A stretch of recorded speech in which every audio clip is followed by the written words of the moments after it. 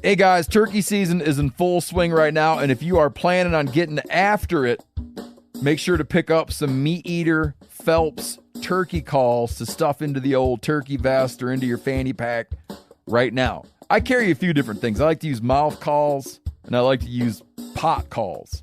Mouth calls or diaphragms, I like them because it gives you hand-free calling, meaning when you're working a bird up close, you can have your gun on your knee, finger on the trigger, ready to roll, and still be making turkey sounds. I like pot calls because I just like pot calls. I enjoy calling with a pot call.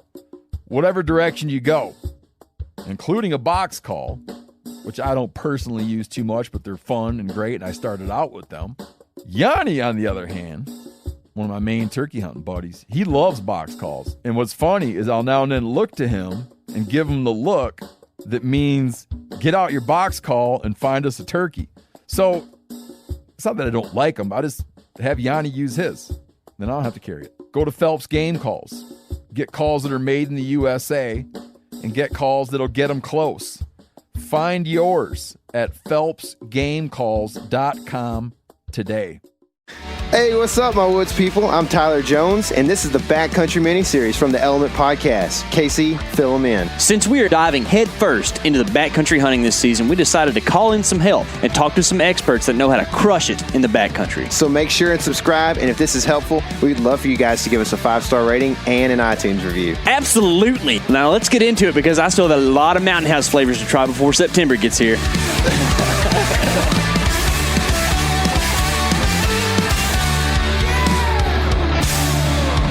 On the show today, we've got Jess McGlothlin with onX and Jess McGlothlin Media. What's going on, Jess?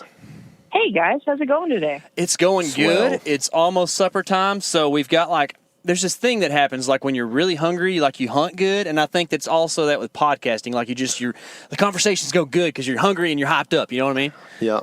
Totally. You got to keep it moving, and then there's a big reward at the end. That's the way to do it. That's right. Cool. Well, apparently winter is not over where you're at. What's the deal with that? No, I'm up in Missoula, Montana, and we're kind of overcast, and it's been snowing in the mountains, and I was out fishing this past weekend in northern Idaho, and it was in the 40s and rainy. So winter's still hanging on. I'm kind of ready for some nice warm weather like you guys must be having in Texas. Yeah, it's 77 now, and that's the coolest day we've had in a while. So I'm jealous. Officially. I got a really bad sunburn last week, so it's quite a contrast. And it sounds like that y'all are trying to fish summer steelhead in winter steelhead conditions. So that sounds pretty terrible. Yeah, it's not the best. Yeah. Yeah. So speaking of fishing, I feel like I followed your career for a while. First heard about you actually on Tom Rosenbauer's podcast. He did an interview with you way back in the day, and that was real cool. But I feel like fishing has kind of helped mold who you are and what you do. So is that correct? Do you feel like fishing's taken you many places?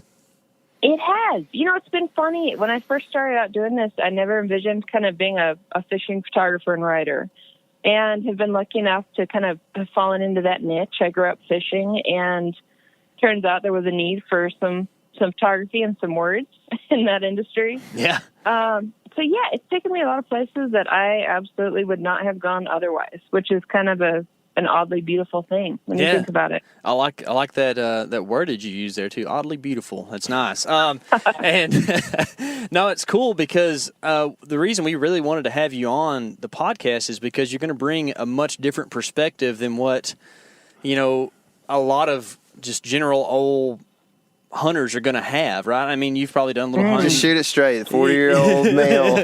Yeah, right? Hunting the Rockies, yeah, hunting right? the Rockies. That's what everybody does. But, definitely. I mean, you've done the backcountry thing, but in so many different forms than what's the standard. What do you think is the craziest backcountry experience you've had? There have been a lot. I did a shoot a couple of years ago. Most of them are not in the U.S., which is kind of sad. I need to do more in my own backyard. Yeah. Did a shoot a couple of years ago in the Peruvian Amazon, where we were doing the first stand-up paddleboard expedition on some Amazon River tributaries.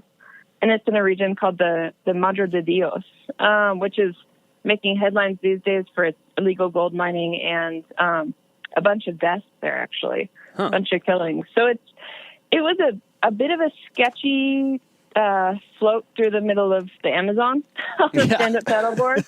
And we ran into the gold smugglers. We ran into the anti-narcotics crews from the Peruvian kind of national police force. So that felt like we were way out in the boonies, and then you'd see like basically a SWAT team pop out of the middle of the jungle. So I have a feeling we weren't as backcountry as we felt. That was a bit of a wild one. That is crazy.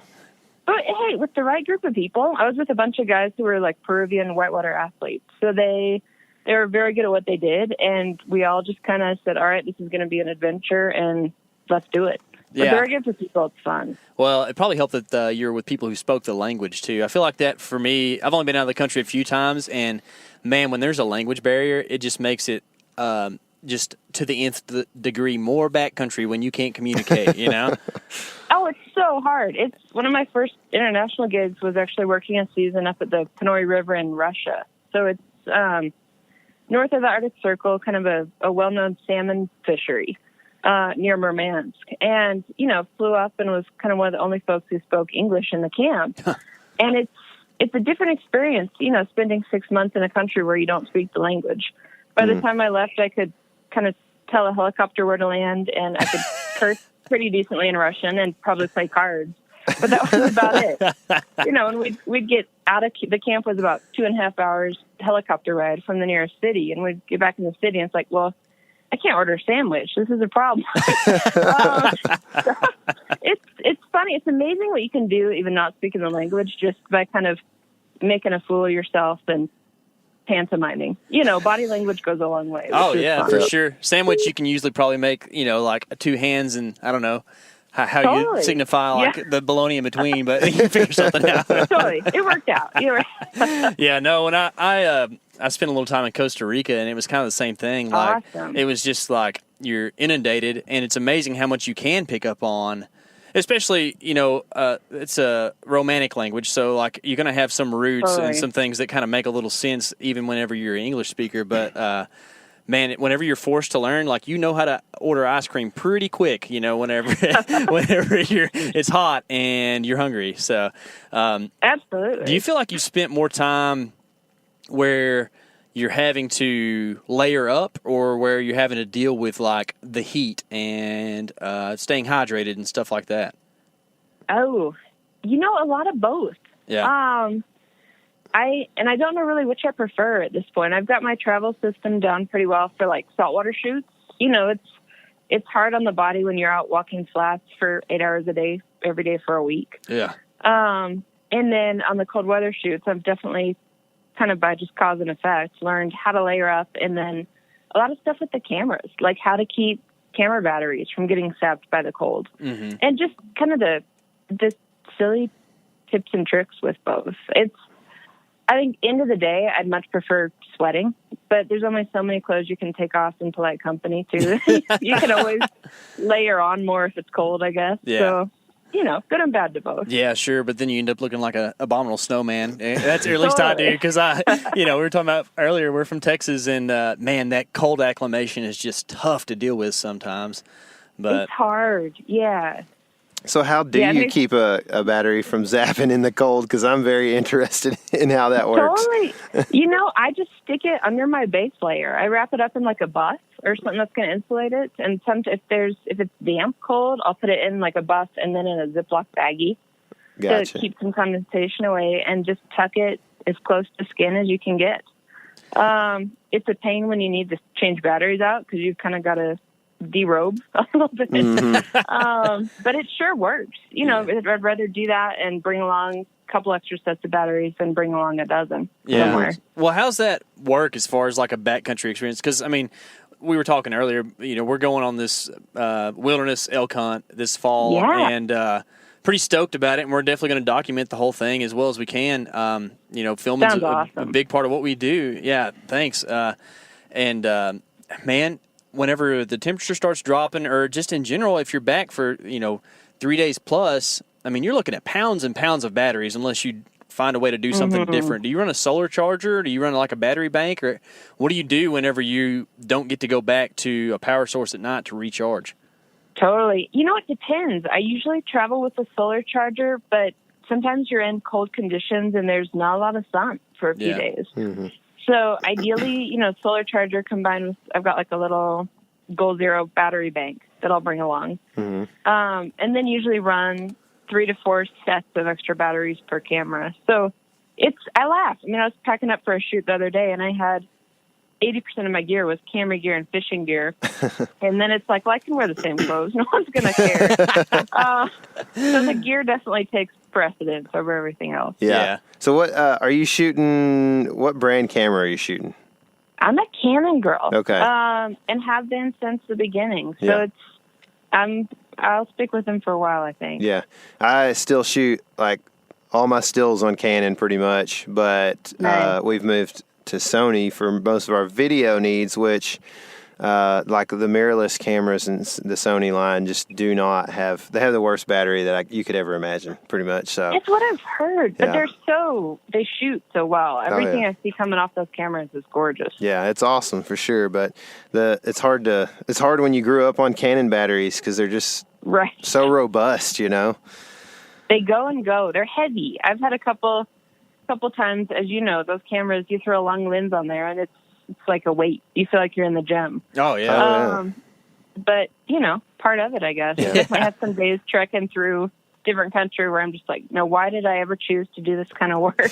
Yeah, but then you look up and you're like, oh, that's why. Look at that gorgeous mountain that no one gets to see, right? Yeah. Totally. Then you're just like, oh, yeah, this makes sense. But it's, I was up at a turkey camp a few weeks ago, and one day just left the cameras in camp and walked with a shotgun instead. And it was a nice change. You know, it's always a funny line between actually doing the activity and documenting it, I think. Yeah, for sure. And, I mean, technically, you hunt all the time but you're just hunting an image, right? Or 10,000 that you sort through when you go home. But, so how does that translate? Like, do you have a hard time going, like, if you do want to transition over into the person who's fishing or hunting, do you have a hard time not thinking about framing and stuff while you're doing it? Yeah, 100%. Yeah. It's hard, and I feel like I've been doing this 10 years now, I guess, professionally, and I'm finally reaching that point in my career where it's like, all right, some days camera stays home or it stays in camp, and I just need to kind of be at peace with that and actually enjoy what we're doing. But sure enough, I'll get way back up in the mountains and think, oh, damn, I wish I had my camera. Yeah, sure. So it's a balance. It's, you know, I still haven't figured it out yet. I think for fishing in particular, you can't do both. Yeah. I've got a shoot coming up here in a few weeks where it's actually a fishing tournament I'm competing in, but I'm also writing and shooting a story for a magazine. So it's like, well, I know I'm not going to be hardcore in the tournament because I'm going to be also working. So it's good and bad to it, I think. Yeah, sure. And I mean, you used to work for Orvis, right? Did you work for them full time? I did. Yeah, I worked for them full time for a couple of years, actually. Yeah, so it's learning experience for sure. And they made you go through that frustration of wanting to fish and document the whole time, pretty much every day, I would imagine.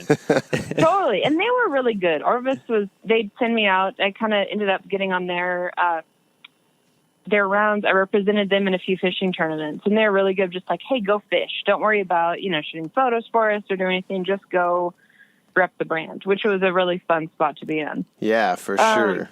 But same thing. You have a nice fish on, you're like, I wish I had that camera. So you don't get rid of that feeling, I don't think. I always used to feel like that when I brought a nice camera on a trip with me, I didn't catch a big fish, and then, vice versa. So it's a weird thing there. I don't know. I always feel bad when I'm that photographer on like a commercial shoot, with a bunch of fishermen. It's, sure shooting, you're not going to get into nice fish as soon as that camera's ready to go. But you're like the banana in the boat whenever you show up with a Mark IV, right? Yeah, it's just like, well, sorry guys, this is the way it is. Yeah. So it's just good measure of the anglers. Some people just be like, we'll get them regardless, and then other folks aren't as relaxed about it. No, it's so true, and that kind of translates over to probably about near any adventure sport, if you want to call it that we do, hunting or winter sports or whatever. Like, if you can be the same person and be at the same skill level whenever there's, we say, like, you start filming, but, in your case, stills a lot of times, it takes a different type of person, and that's not something that I come by naturally. Tyler's really great at the whole videography thing and being able to do those stuff. And I've grown up a hunter, and it hasn't been until we started doing stuff together that, I really kind of started documenting things. And man, sometimes I find myself so often, like for example, this past deer season, we were up in the Midwest, and there was a buck that came over this ridgeline, and I'm the cameraman that day. But instead of throwing up the camera and getting footage, I throw up my binoculars to identify the deer and decide, try to be like, I'm just such in hunter mode that it's so hard to transition over just to be in the, the documentarian like that. I don't know. It's just a real hard tightrope to walk sometimes. Absolutely. Have you guys found any kind of good middle ground there? I mean, I know I struggle with it every shoot. It's just like, I want to be participating, but then I'll miss the creative side. Yeah. There's that for sure. I mean, I don't know that it's so hard to find that middle ground. I mean, like, I think you just have to kind of do what you were talking about earlier and just like start every once in a while, just not having a camera in the boat with you or wherever you might be, and just like, you won't be okay with it at first. And then eventually, like, you do it enough times, you're like, okay, that was nice to not have to mess with cameras and just to fish for once, And as long as you're like still able to get your work done, I guess, then that's okay. Yeah. Another thing absolutely. we do is we do a lot of the vlogging style stuff. And with that, it's kind of more like the camera's just the third person, and then our interaction is still on there. And we get to both kind of be hunter, even if one person's like shooting and the other person's still documenting. But at the same time, we kind of have a love for the the cinematic view of things and doing more film work as opposed to vlogs. And to do that, you just kind of have to dedicate some time to it. And I don't know, a lot of times we set out to make a film and then it turns into a blog because we both are just so dedicated to, having success or whatever. Another thing is we just don't get a lot of hook sets on film, and then, but you get the fight, right? So it's just, you get the good stuff. Yeah, for sure. So, okay. So one of the big things that I wanted to talk to you about is we talked to a lot of people about, hunting in the backcountry or being back there, backpacking in and that sort of thing. And everybody always talks about layering and staying warm and this and that, but you spent so much time around the equator and just in tropical locations.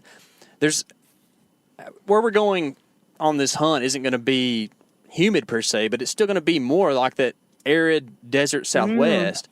Right. And that's a whole nother dynamic that I don't feel like gets explored a lot, like as far as the whole staying cool and then trying to sleep when it's hot and that sort of thing. So you got any tips for that? Absolutely. I learned this the hard way through my career. Anymore when I'm going somewhere warm, it's sun protection. Yeah. Is the name of the game. I was definitely that person in my early 20s who's like, this is great. I'm in Belize on a shoot and I don't need sunscreen. I'm going to come home sunburned and looking cool. And I still fall back on that, but I definitely, I'm 31. I'm like, oh, dang, I've got to start being smart about this. Mm-hmm. So I'm all about long sleeves, hoodies. A hoodie sun shirt is probably my most worn piece of equipment on any shoot in any environment. Yeah. They're good base layers for colder weather and then warm weather. I mean, you can just live in that thing. Yeah. Mm-hmm. Are you wearing gloves too? On flat shoots, like saltwater flat shoots, I will. Mm-hmm. But it's hard. Often I'm running a couple cameras in the boat and then a camera in an underwater housing. And once your hands get wet, like once those gloves are wet, I don't necessarily want to pick up the camera not in the housing. Yeah. Mm-hmm. So I will, certainly if I'm fishing, I will. But I do when I can, I guess. Yeah. But yeah, I mean, good hoodie. I actually use a fair amount of merino wool, even in the hotter environments. Just if I'm in the same shirt for a number of days, it tends to get a bit less gnarly than the merino. Yeah. It's slower to dry. It's a great performer. It's more comfortable to sleep in, but definitely the synthetics will dry faster. So, just clothing per environment, I guess. Yeah. It's super different, kind of doing what you guys are doing, like very dry environment versus like a hot, sticky saltwater environment. Mm-hmm. But yeah, it's basically protecting the skin. I've had instances on like saltwater shoots in the South Pacific where I've had feet get cut by coral and get infected. You know, there's so much stuff in those environments. You think, oh, it's not the jungle. There's not much stuff here that can cause problems. And then you get a cut or something, and there's some pretty gnarly infections that can come on really quick. Yeah. So just making sure. Oh, go ahead. So what is your what do you typically have as far as first aid goes on a trip? You know, I've cobbled together kind of my own big first aid kit. I probably travel with way too much. Anything from like kind of the mini suture strips that you can piece together to quick clot, you know, and all the bandaging supplies and antibiotic supplies. It started off smaller over the years. It's certainly grown as I've like spent time in different hospitals around the world in third world countries. And, you know, I carry my own actual suture kit too with needles because often third world countries reuse needles, you know, so it's little stuff like that where it's like, I'd rather have my own supplies than know that I can take care of myself or someone else. And I have yet to go on a shoot ever really in the U.S. or abroad where I've not used the first aid kit. So I carry it just in like a little dry bag, you know, with me so I can clip it to like a ring in the boat or something. It's always around, but handy to have for sure. For sure. So, you know, speaking of dry bags, I'm sure doing as much shooting of fishing over the years that you've done, there is some kind of waterproof element, some kind of system you have that allows you to keep all your stuff protected from the water elements, I guess. So what does that look like? Absolutely. I'm a big fan of Pelican cases. You know, from the boat, I roll around with a couple Pelican cases. I think they're the 1510s, the little ones with the wheels on them. Yeah. And then I have a kind of ghetto old Patagonia backpack.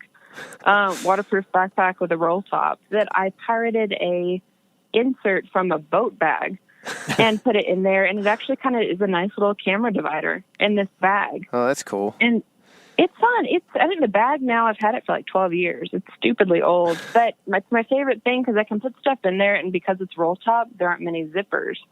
So even traveling, if I'm not in somewhere where it's super wet, but I'm somewhere with like bad pickpockets, it's a really good way to deter pickpockets because they have to actually like physically unroll the bag to get in there. Ah, sneaky. It's good thinking. Yeah. Yeah, it works out. It's actually saved my rear end a few times. So it's kind of handy. Yeah, I'd hate for your first aid kit to get stolen in a third world country by a pickpocket, and then you got to use somebody's needle. Ugh, it's bad. Yeah.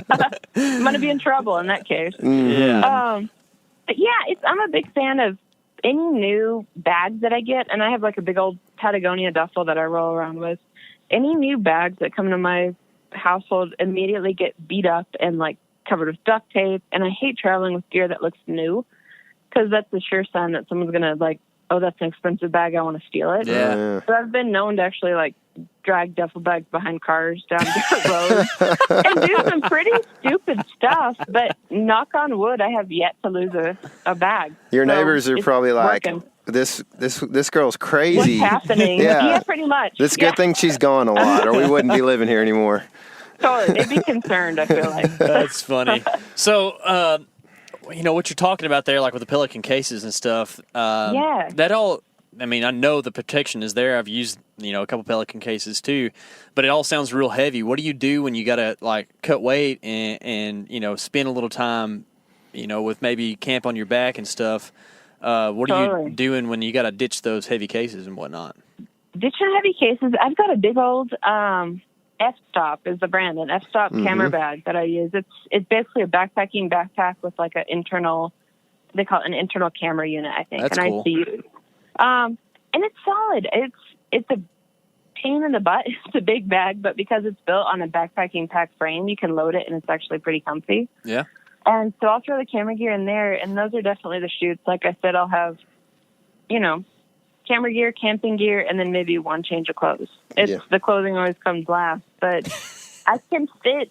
I've done a week in the backcountry with that bag and camera gear and felt pretty decent with it. That's cool. Yeah, I always wanted one of those F-Stop bags because I don't know, even like just day packing sometimes with camera gear, like, there's not like most camera bags don't have, like they've got the things you need, the dividers and everything, little pockets for batteries and whatever, but like they don't have any room for a light jacket that you can put on when you're not hiking or whatever, so like I always wanted one of those f-stops. I never ponied up for it though. I could totally see like you could like put a foot-long Subway sandwich in one of those little, say like you're gonna leave the Canon 70-200 at home and put a sandwich in there. Like all those dividers would come in real handy. Yeah, it would be good. They're pretty handy. Yeah, and honestly, it's for years before I got that bag. I had like an old external frame backpacking bag, and would just kind of pad cameras in clothing and put them in a dry bag in case it rained. So I think that's the beautiful thing about photography. I was just talking with someone about this last week. Is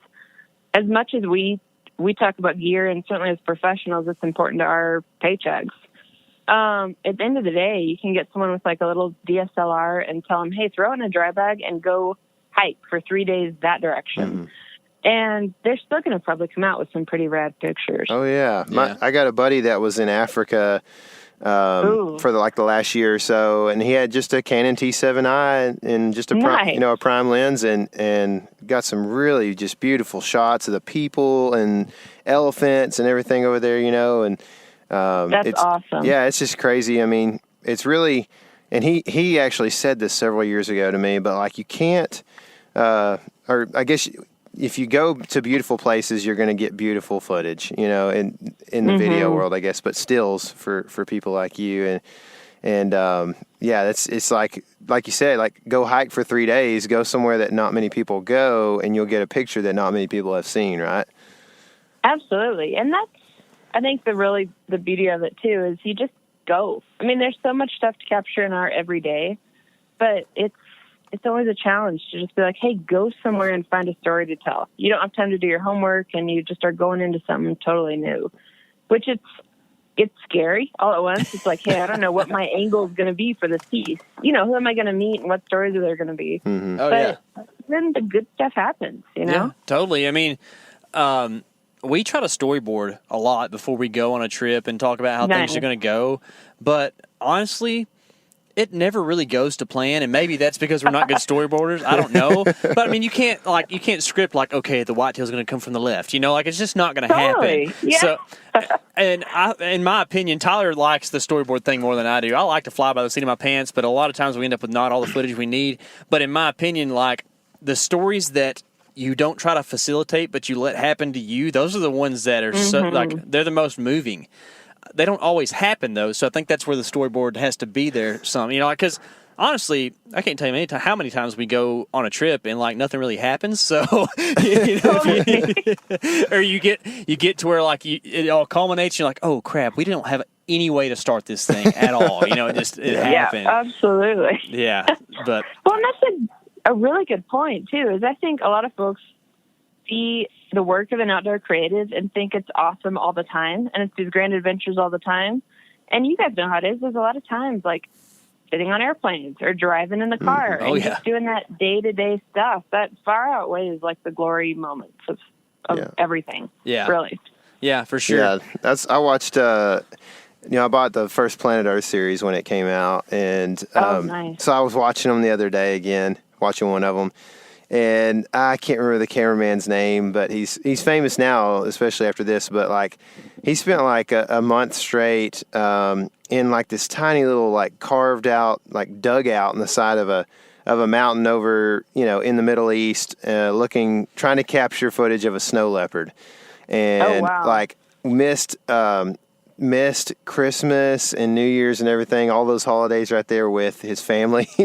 he's out there by himself, and he gets this footage of a snow leopard chasing like a sheep down the hill, and now he's famous. But like, that's the stuff that like you watch Planet Earth, and if you don't watch the behind the scenes stuff, you don't know that it took 30 days to get that one clip of that snow leopard, and how like mundane that must be to sit there like that all day, Yeah. Oh, totally. And like you said, people just don't think of it that way. It's hard to imagine this much work went into the creative.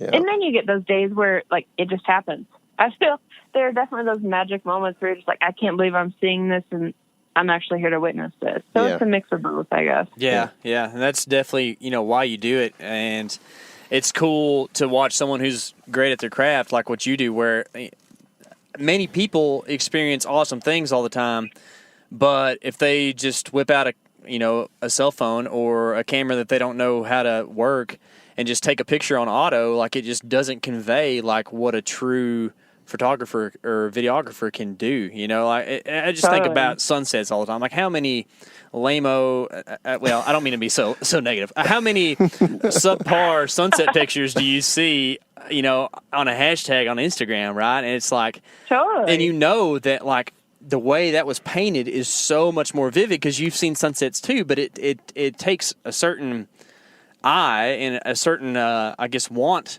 to have a skill level to actually make shots come through and convey the moment. I mean, I guess as a photographer, you can probably describe this better than I can, so I don't mean to put words in your mouth, but I always feel like whenever I'm videoing something, like I'm trying to convey senses that you can't get by just looking at something. You know what I'm saying? Like, I'm hoping that by this video, you're able to smell or taste or whatever is going on because of something that's deep back in your memory. And I love that. Yeah. Well, I don't think I do it very often, do a good job, but it's what's on my mind at least, and that's the thought that counts, I suppose. So I don't know. No, I think that's the whole point of what we do. Really, is there's this weird, like, not escapism, but kind of escapism. Okay, we're helping people get away from probably realistically sitting at a desk somewhere, and they on the weekends go and hunt or go and fish, and they dream of doing a cool backcountry hunt. So we're kind of, I don't know, not to over glorify or overthink it, but it's a fun kind of just mental break, I hope, for people. Yeah. Mm-hmm. Yeah, sure. That's absolutely right, man. So, one thing, you mentioned earlier is that you had cut your foot on coral.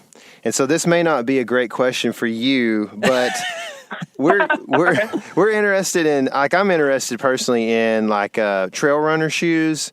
Because I have like super narrow feet and I don't know how to I don't know anything about getting the right like fit with a boot. And I have some really nice boots that I've taken on several trips and I've never really like just worn a hole in my foot necessarily, but it's been hot a few times and I haven't probably ever gone through like some of the stuff that maybe a sheep hunter would normally go through or whatever, so in these boots. So like, I'm just so interested in the footwear side of things with these people that we're interviewing for this series.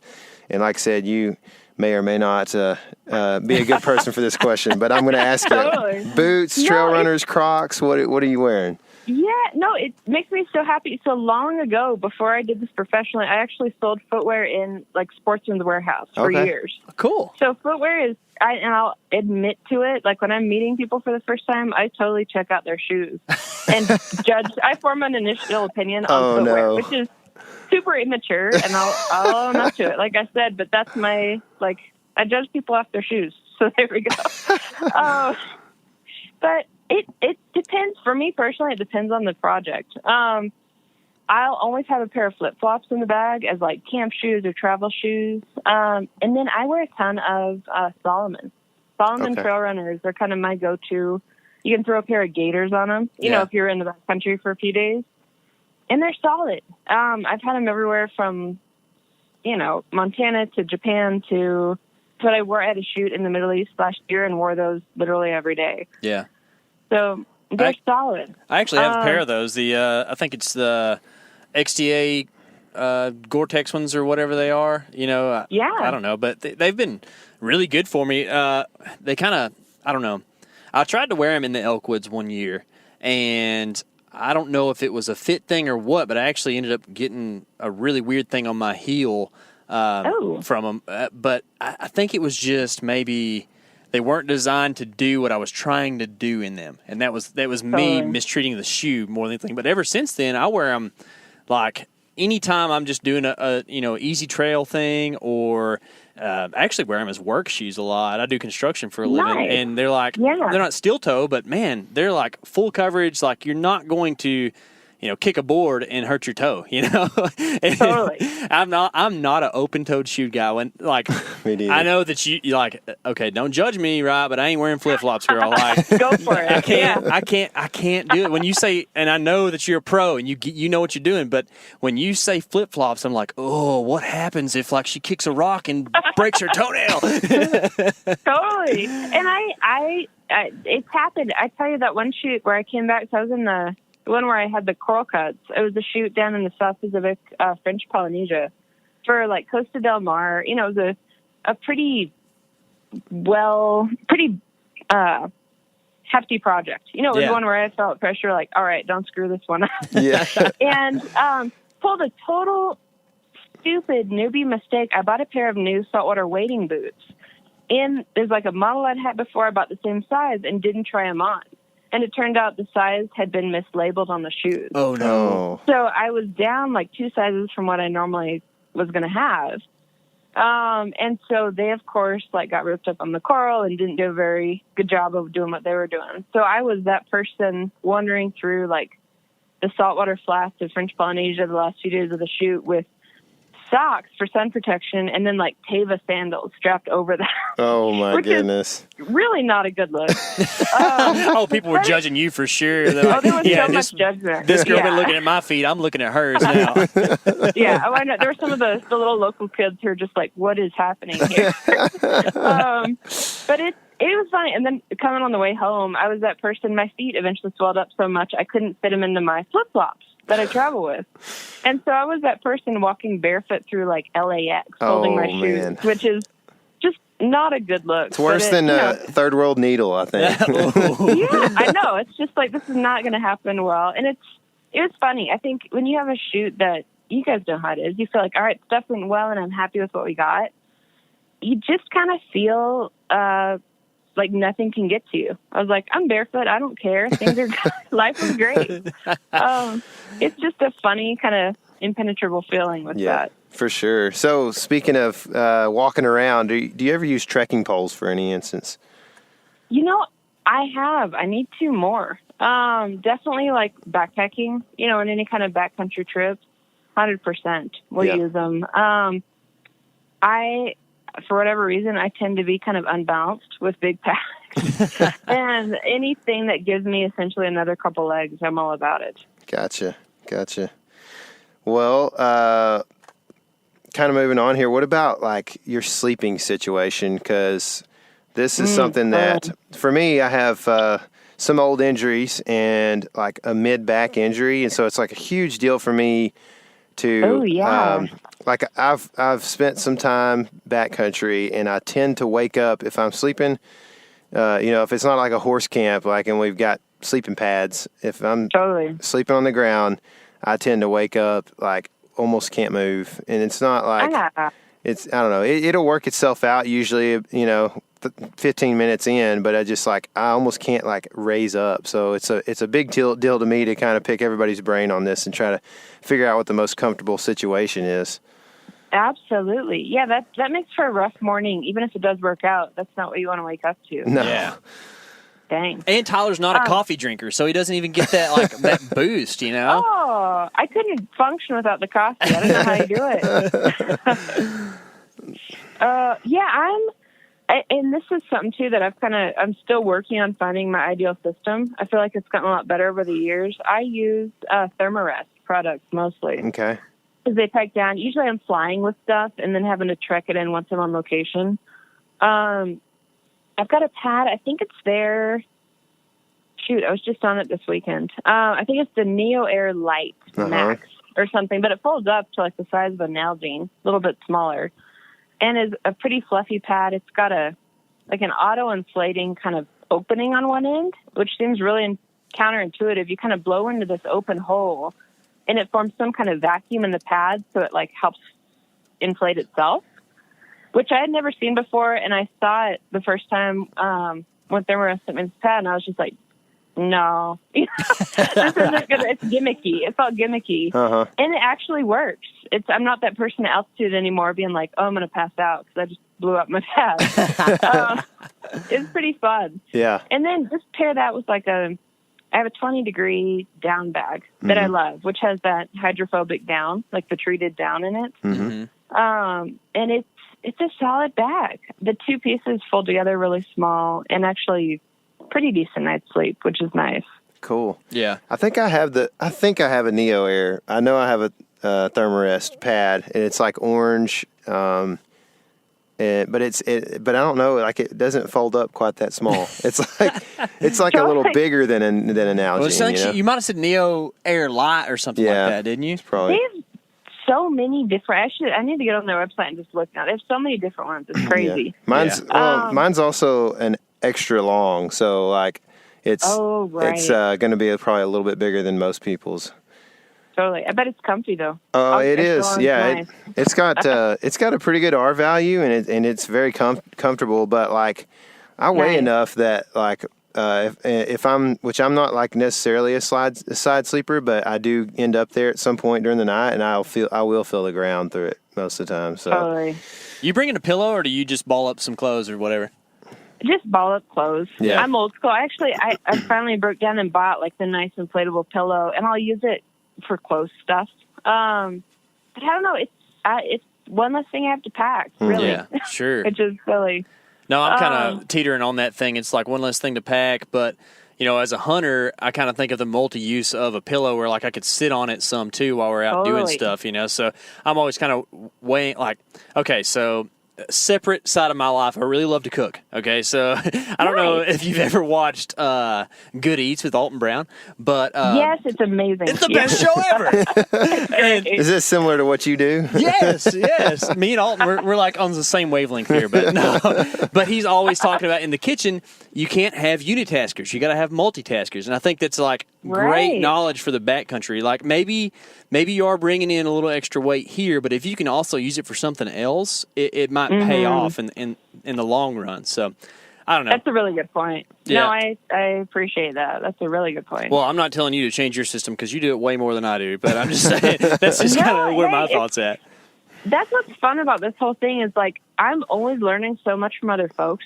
I want to be like the 85-year-old, hopefully, who's still doing this and learning new stuff every day. Oh, that's cool. So, that's what it takes to stay good, and that's that's going to be what benefits you. Is just we talk about this a lot, but man, a lot of people try to make a living being experts, and for one, that doesn't sound like any fun, and two, like who really is an expert? There's some people who do something really well, but there's always so many variables that things can change at any moment, and what you thought you knew, you don't know anymore. And if you're too pompous or proud, and you don't have the humility to change and learn, then you're just going to become stagnant at some point in time.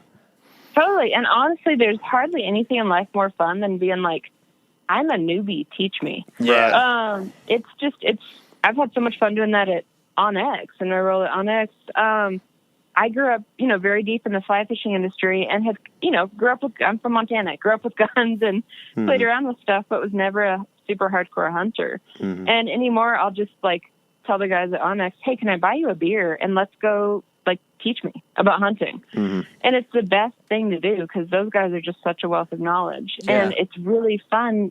You don't pretend to know anything. It's like, hey, think of me as like a preschooler and teach me stuff. And it's awesome. I love it. That's cool. Just do the beer buying after the firearm experience, not before. Just Absolutely. PSA there. For sure. You got to get it in the right order. Yeah, that's right. That's right. So you have a down bag. Do you wear down jackets at all? Do you bring one to just in case you're gonna, say you're around Montana and any time there could be some kind of little storm pop up and it get pretty chilly on the mountain. Do you have that? What do you carry, I guess?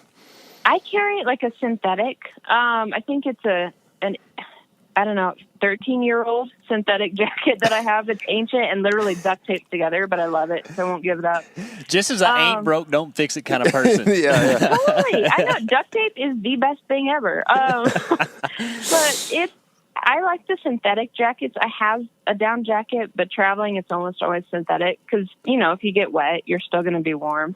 Yeah. And definitely, I always end up being that person who's sticking my arm under a log in the river trying to save a fly that I got stuck on a log.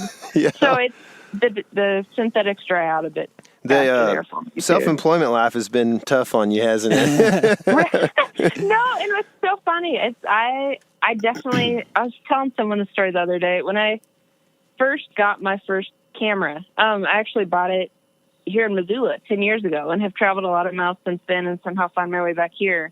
But I was working like 3 jobs and literally ate, I think, beans and rice for like a month so I could put away some money to get a camera. Mm-hmm. And luckily I'm not at that stage anymore, but I still cling to those ways of like, well, if I don't need to spend the money, why should I? Yeah.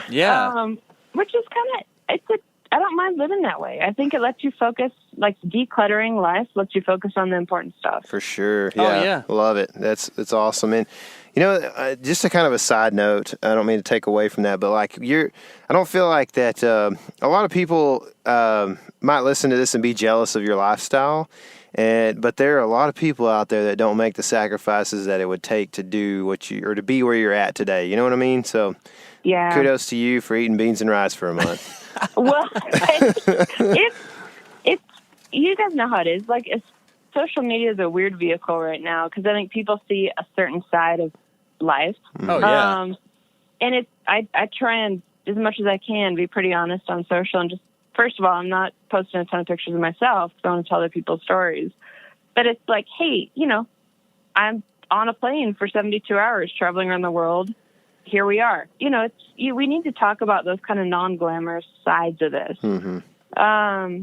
Because I don't know that it's doing the outdoor industry a lot of good to see kind of the Instagram famous folks who just post like a really curated version of this. And you guys do a really good job of just saying, hey, you know, here we are out today, weather's crap, but we're having fun. You know, it's just, you keep it real, which makes me really enjoy following what you guys do. Thanks. Good job with that. Thanks, Jess. I think sometimes it's just we're not very good at social media, and that's why it seems that way. So hard. If I didn't have to do it for business, I would be off social media. Oh, me too. Fast. Yeah. Me too. It would definitely look a lot different. I would probably follow like 15 people as opposed to, you know, however many or whatever. Because totally. I don't know. Here lately, and Tyler's kind of taught me this, like, man, unfollowing people can sometimes be one of the best things you ever do, you know, because just some people just, like, there's no reason to let, man, this is just going off on a tangent, and I sound like a drama queen, but there's no reason to let somebody, like, ruin your day online, you know what I mean? Like, it's so dumb. Like, just, I don't know, follow some cool photographers and just be done with it. That's right. But, no, and it's funny you say that, like, being real on social, like, and that's something that I always look forward to your stories in particular. Like, you know, don't get me wrong, your Insta page is great, but your stories are fun because, like, you tell exactly what you're doing all the time. And you're a coffee drinker, and I am too. And like I said, I don't get that with Tyler. Like, here's the thing. Okay, we were going to hunting camp this past turkey season, and I sent a text message in our group like, hey, is there a coffee maker? And then Tyler's like shaking his head over. I'm like, this is important, okay? You don't understand. So yeah. It's like part of the comfort, right? But so when you're doing a backcountry thing, and we'll expand this into food and drink and everything, but like in particular coffee, like what's your solution? Because I know you pretty much got to have it every day, right? I pretty much I try to cycle off. I didn't drink coffee until my mid-20s when I was working at that job in Russia. And then I was getting so little sleep, I was like, okay, coffee's a thing. Ooh. And luckily I learned to drink, like, you know, the Folgers pre-dried instant stuff. So right now, any coffee is good coffee. Yeah. But no, I do, like, the sticks. I've worked with a couple different brands before. You know, use the Starbucks sticks, Via, I think they're called. Yeah. And there's a couple other, like, outdoor industry instant coffee stick brands that are easy. I was actually out fishing, did an overnight fishing with a friend this past weekend. And second day we woke up and it was, like, cold and rainy and awful. And we had packed in, like, you know, a little jet boil, and we're making coffee, and had a border collie with us who, of course, saw something that she had to go herd and sideswiped the coffee. And our nicely boiled, like, and I brought legit coffee grounds, you know, that were fresh, like, ground, and we're going to have good coffee. And the coffee was gone. You know, the dogs, like, totally ran into the coffee. It's all over the floor. And then we did the instant sticks, which we had in reserve. Yeah. So it was all right.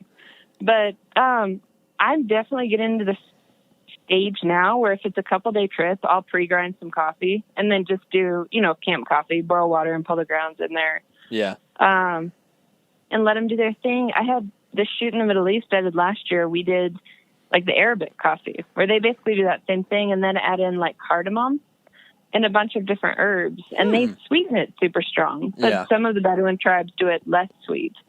And it's been fun to experiment with like adding in kind of odds and ends, because it doesn't add weight, but it can be kind of a special thing at camp to have like cardamom coffee or something different. Yeah. It sounds fun.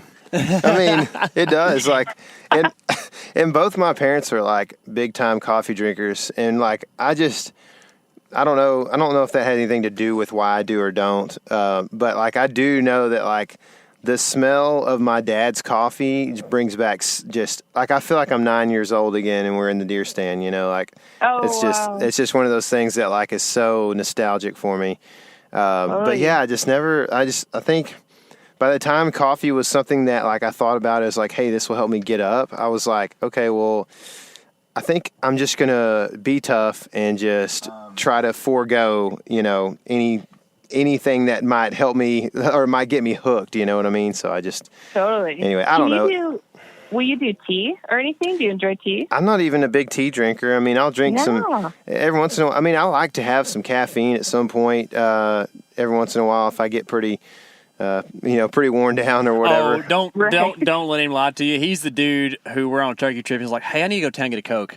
And like, oh, come on, man. But that's in like a 3-day trip. I have one Coke, That's know. True, so that's true. And it was like probably a good time to go do that anyways, because we were kind of worn out. So, we're getting tired. Fair. Yeah. So yeah, I mean, I'll drink caffeine here and there, but yeah, it's just not like it's something that. I don't know. I just try not to be dependent on things, and so at any time, like I'm liable to stop doing something for 2 weeks just to prove to myself that like I'm stronger than that is. You know what I mean? That's actually really smart. Yeah, kudos to you for that. Yeah, I think I'm going to stick where we're at and be good with it. You know, I know I could if I needed to, right? My one weakness is cereal, which I don't get in the backcountry. You know, but oh, interesting. I love cereal. I can eat it 3 times a day. You know, it's just one of my things. Certain kind of cereal or just all cereal? I'll eat anything. I really prefer the less sugary ones, you know, just, I don't know. I mean, there's some pretty sugary ones that are good too, but yeah, I like Special K and that kind of thing, you know, a little bit of honey, honey bunches of oats, that kind of thing. So. Have you had Reese's peanut butter puffs? I do not like them. Oh my gosh. Not like them. Oh, I just love drinking that leftover milk. Anyways, that's totally not backcountry. Sorry. Yeah, but food is backcountry, right? We got to have food in the backcountry. So like, is it Mountain House a lot of times for you, or is it something different? Yeah. Yeah. No, it's Mountain House, and actually, my go-to backcountry meal is like an Epic bar, kind of the jerky bars. Okay. And then coconut butter. I can get coconut butter. You know how the peanut butter you can get in the little individual squeeze pack? Yeah. I get coconut butter like that, and that's kind of my go-to is have, you know, coconut butter and a Epic bar, and then I'm fired up and ready to roll. What's the nutritional values of coconut butter? Like I don't think I've ever heard of that. I don't guess.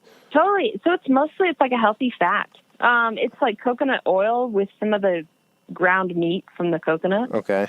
And it's when I'm home, I try and do like the keto thing, you know, so super high healthy fats and then moderate protein and low carb, just because that's how I function best. My brain likes that. And it's hard to do in the backcountry. You know, often traveling, it's like, hey, I'll eat what's around. But certainly when I'm packing my own food, I try and stick to that as much as I can. Cool. And that's a meal like in bear country. That's a pretty low stint meal, which is nice. Yep. They're not used to feeding on coconuts up there. Right? Totally. It's a foreign concept. The jerky might catch some attention, but coconuts, I feel like I'm pretty safe. That's funny. So what's your go-to house flavor? Oh, God, I don't know. There's so many. Any of like the chicken teriyaki is pretty hard to beat. I'm not picky, to be honest. It's luckily, I think it's traveling to all these different foreign countries where I'm just like, I'll try anything once. Yeah, I'm kind of similar. There's been a lot of weird food in the past, so. That's cool. I'm actually a foodie. Like I mean, I won't eat anything. I'll try a lot of things, and you know, like I don't know, some things kind of wig me out, but you can, you know, it's pretty raw at that point. But like, I would love to have traveled like you have, and just to be able to experience some like legit food, because I know how much I love traditional Mexican food, and I can only imagine just going, to the Middle East or wherever and just having to experience that, that'd be cool. It's fun. What's your favorite, if you can have any cuisine? Would it be like traditional Mexican, or what's your favorite? Oh, man, that's... Like, I'll It's a say hard this. question. Okay, so first thing out of the backcountry, you really can't beat a cheeseburger, I don't think. You know what I mean? Like, True. Good, greasy cheeseburger, if you've been in the backcountry for several days, like, it's just, can't beat it. But we've got, like, in my hometown here, which is like 1,200, 1,300 people, I think, we've got some fine Mexican restaurants, like a couple or three of them that are just, like, top-notch. They can take your order, but they can't really speak the English back to you, kind of thing. And it's Totally. I mean, it's hard to beat. I don't know. I feel super blessed just to be where I'm at. I know it. And like we've got both, like the good Tex-Mex, and then also like some more traditional, like south of the border kind of stuff. So we can kind of mix both of those together. Man, it's good. Yeah. But Tyler. He goes on and on about, what was it, Ethiopian restaurant, or what was that one that? Oh, Mediterranean stuff. Yeah, like Heroes and that kind of thing. What was that thing in Tulsa that you were eating? Yeah. Oh, that was India Palace in Tulsa. Yeah, it's like if you're ever in Tulsa for any reason, that's a spot, man. A bunch of Really? Oh yeah, Nice. It's like in a corner of a strip mall. So I mean, I like Indian food a lot. I like Mediterranean stuff as well. I toured in a band or two different bands for like almost 10 years, and so we got to travel mostly regionally, but Nice. over the U.S. So I got to definitely experience some different stuff like that. And like the main thing I had to do was talk my bandmates out of like going to Texas Roadhouse. It's like Right. we're in a like a whole different part of the U.S. Let's try to see what's like famous around here, hole in the wall, kind of thing. So Totally. Oh, I bet you saw some fun stuff on the road. Oh, That yeah. sounds like fun. Yeah, it's definitely some crazy stuff. Right. Yeah. But That's awesome. anyway, so to kind of like, of course, this kind of goes along with the food side of things, but like water purification, how are you handling that most of the time? Totally. I've gone back and forth. So I've done the Giardia thing twice, and at this point I'm pretty picky with my water purification. Yeah. I use MSR. Their systems I'm really happy with. Any of their in-camp systems I've had really good luck with. So is that like a pump, or I don't guess I know which when you're talking about Totally. system there? Yeah, they have. I think the one I have is like the Mini Works maybe, but it's basically like a pump. Okay. And so you can fill bottles and storage bags pretty quickly. And I've actually gone. Last year, I guess, after getting Giardia again, I was like, all right, I'm going to do a deep dive into the different water filtration systems and like what actually purifies what.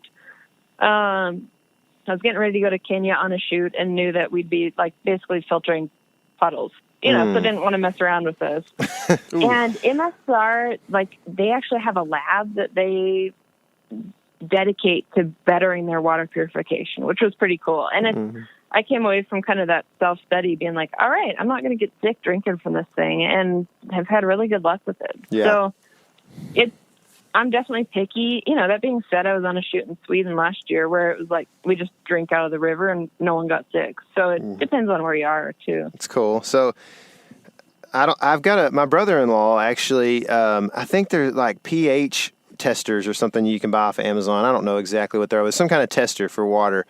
And you can test like, you can't tell like what's in your water, but you can tell that it has a certain amount of things outside of water actually in it. You know what I mean? And Totally. like, different kind of chemicals or whatever it might be in there. And so he's been testing a lot of water and like running it through filters and stuff. And he actually said that the water from Kroger is the only one he's found that has like zero anything but water in it. Huh. Even Interesting. filtered stuff out of his sink. So I didn't know if like it'd be interesting to see how like to test those on like MSR type stuff, and then whoever else Totally. just kind of do a test on that kind of thing. Man, it would be kind of scary to test the water at your house, like faucet water. Oh, I know. I wouldn't want to do it, I don't think. It's like doing that genetic testing thing to see what diseases you're apt to get. Yeah. Like, I don't know about that. Yeah. Just take whatever happens, right? Yeah. Totally. Yeah. No, I grew up on a horse boarding and training facility in Montana. And I remember at one point we all, we had like automatic water systems, but all hooked up to the well for the horses. And we all kind of started getting sick, and we ended up doing the test. And, sure enough, a horse had pooped in the water system. And it, being a well, it kind of all mixes in there. It's like, well, yeah, you don't really realize what's in your water until it's making you sick. It's crazy. So, it's crazy. Goodness gracious. So what about like, have you ever been in I don't know how this works because I've never done this, but like in a saltwater situation, can you, like when you filter that, does it filter the salt out? It doesn't. I think people, I don't know how portable they get. There are like desalinators, I think is what they're called. I should know more about the science and I don't. But honestly, I just bring along like some kind of purification system. And typically when you get back to the camp or wherever, you at least have some kind of clean water that you can then filter and use. Gotcha. And anymore, we're in such a weird time in society. Anymore, you can like buy a pallet of water and usually have it brought in with you. Really? Bottled water. Yeah, it's like bring it. I was trying to travel with like a empty duffel bag, and I've gone in like, you'll land in a foreign country in an airport. I'll go and buy like a case or a couple cases of water, throw them in the duffel, and then for whatever in-country transit we have, I just have another bag full of water. Oh, that's cool. It's not I wouldn't recommend it. It's not a great way to do it. And definitely like getting on helicopters or planes, people would look at you like, what the hell do you have in this bag? Probably weighs 60 pounds, right? Right. Oh, yeah. But at some point, like water's water. And especially on those saltwater trips, I mean, you're sweating so much. Whenever I get back to camp at night, I'll do like a bottle of plain water, a bottle of water with like a Noon electrolyte tablet in it, just to kind of replenish, and then another bottle of plain water. And that's like before I eat. I usually do it when I'm cleaning camera gear. Before I can kind of do anything else, I just make sure to replenish. And it's amazing how much better you feel after just getting electrolytes balanced out. Sure. You're dedicated if you're going to clean camera gear before you eat. I know that is not my priorities. I've definitely learned about myself. Like when I'm traveling and I hit a wall of exhaustion, I become non-functional. So I've learned over the years, like, get the important stuff done. Worst case scenario, I go to bed without dinner. But if my camera gear is not ready to go in the morning when the client is, then I'm kind of screwed. So that's the ultimate keto right there. Just don't eat. There you go. Yeah, intermittent fasting. Yeah. Yes. Oh man. So do you run a Nalgene or like a bladder and a hose? Usually Nalgene. Bladder and a hose. Sometimes it always makes me nervous having a bladder in the same bag as camera gear. Yeah. And if I do that, I'll do like a bladder and put the bladder within another dry bag. Yeah. Just so in case at least it's doubly protected. But honestly, usually Nalgene, especially if we're out on the flats, like waiting without a boat, anytime I unbuckle my bag, I think that ups the risk of like it falling in the water open somehow. I just am. I like to have my bag buttoned up tight as much as possible. It becomes kind of an odds thing of like the less I mess with that backpack when I'm standing rib deep in water, the less something has a chance of getting ruined. Yeah, no kidding. It's a scary deal. Last spring, Tyler and I went on a little adventure to the hill country here in Texas and went fishing, and I got into fishing mode, of course, and had my Sony camcorder just kind of clipped to my chest and caught a bass and leaned over to get the bass out of the water, and then whoop, half the camera right in the water, and I was like, no! But it survived. It was tough. I think it was the right half. Good. Yeah, so I think if it was the battery end, it would have been tough, but it was kind of the lens end, so. It did. There was a little bit of water damage on the LCD screen, I think, or something. But for the most part, also if you were, I might put that up for sale later. So if you hear that, just totally disregard that's happening. But it still functions. LCD looks great. Yeah, totally right. It's normally blurry. It's fine. It's character. Yeah, exactly. Well, Jess, you are a wealth of information. You've been everywhere, and apparently even more places than probably 5 times as many places as what I already knew before we got on this conversation. So I can't thank you enough for being able to come on here and just kind of tell us really a different perspective on things and things that really help. Can you maybe direct people that might be listening towards like some of the stuff that you do, where you might be working, and where they can find out more just about what Jess is all about? Absolutely. And I really appreciate, guys. Thanks for having me on. This has been really fun. Oh, by all means. My website's just jessmcglothlinmedia.com, and Instagram is jess_McGlothlin_media. Not too creative there. But, definitely feel free. Like, I'm always game to talk about gear. Like I said before I did this, I sold gear in outdoor stores. So I geek out on the gear side and always love chatting with people via email or Instagram messages or whatnot. So, anyone, please reach out, and happy to chat. Yeah, cool. And it sounds like that a lot of different people could learn from some stuff from you, because you just about done everything, Jess. Like, what have you not gone and done that you want to go do? I feel like it's a super long list. I feel like I'm just at the beginning of this. That's cool. That's good. No, there's some good stuff. I got into photography eventually, originally to do conflict photography, like go cover war. And I'm actually getting back into that a bit this fall, doing some conflict photography and some training there. So I think I'll always have my roots in outdoor photography. I'm enjoying learning the hunting side, but yeah, I feel like I'm at the very beginning. There's a lot of good stuff out there yet to be done. Yeah, for sure. Well, that's awesome. I can't wait to see more of what you put together, girl. It's pretty awesome stuff you got going. And I don't know what yet, but we're going to have you back on the show sometime, because you're a great guest. And thank you so much for being willing to answer all of our silly questions and laugh along with us. So, anyways. You guys made it fun. Good. We try to. Man, it can get... I don't know. When you do this podcast thing a lot, sometimes you can lose your edge, especially when you're trying to be like the I don't know, not the talent. What's the right word I'm looking for? Just like the host. Yeah, the host, right? And whenever you have good guests who give good answers, it makes it so much better. And man, this was great, Jess. So thank you so much. Hey, thank you. I really appreciate it. And let's hit the water or hit the mountains one. Yeah. All right, we will be sure and do that, girl. Just give us a holler. We will be sure and link to all of your stuff that you mentioned earlier in the notes below, so that people can check out what you got going on. So, all right. Awesome. Well, stay warm up there. I will try. Thanks, guys. You're welcome. See ya. See ya. Man, that was some killer info. If you found this interview helpful, be sure and leave us a review below and comment what you thought was the most helpful tip from this episode. For sure. Make sure you also follow us on our social media platforms, Facebook and Instagram, and also subscribe on YouTube so you can see how these hunts turn out. Remember, this is your element. Live in it. Been waiting my whole life for that.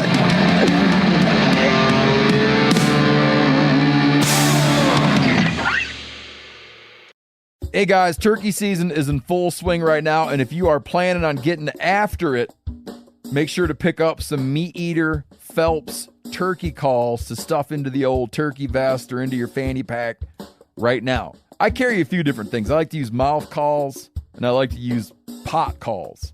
Mouth calls or diaphragms, I like them because it gives you hand-free calling, meaning when you're working a bird up close, you can have your gun on your knee, finger on the trigger, ready to roll, and still be making turkey sounds. I like pot calls. I just like pot calls. I enjoy calling with a pot call. Whatever direction you go, including a box call, which I don't personally use too much, but they're fun and great, and I started out with them. Yanni, on the other hand, one of my main turkey hunting buddies, he loves box calls. And what's funny is I'll now and then look to him and give him the look that means get out your box call and find us a turkey. So it's not that I don't like them. I just have Yanni use his. Then I don't have to carry it. Go to Phelps Game Calls. Get calls that are made in the USA and get calls that'll get them close. Find yours at phelpsgamecalls.com today.